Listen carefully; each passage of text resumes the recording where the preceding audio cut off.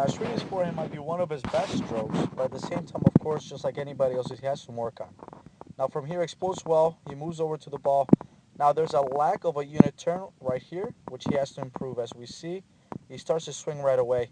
Okay, the ball comes into the picture already right there, and his shoulders are still somewhat, somewhat right there, parallel to the net and to the baseline. That's something that has to change. If anything, we need the shoulders completely perpendicular as we chop off his head right there, completely perpendicular to the net, and that's something that we have to look for. That's going to enable him to move to the ball faster. It's going to enable him to allow more coiling and uncoiling, more loading and lifting, so on and so forth. So as we watch this through, the backswing here, very high.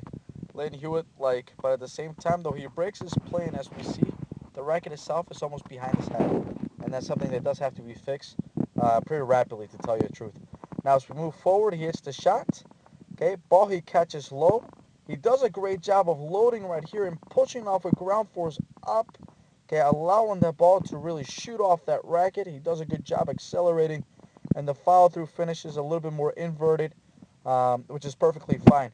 One thing to also commend on his shot is his ability to finish with a hip space in the center hash, allowing him to get back into a probable angle where, of course, the ball is going to come in next. Let's watch the next couple of shots. He does a good job of this. There's a square. There's an open. There's another square.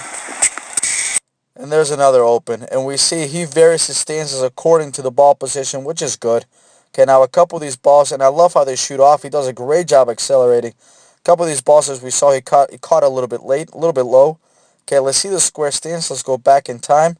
Okay, he can really get himself going forward a little bit more. Again, contact point as we see. Okay, it's a little low. That's something to be fixed. But the rest of the strokes look good.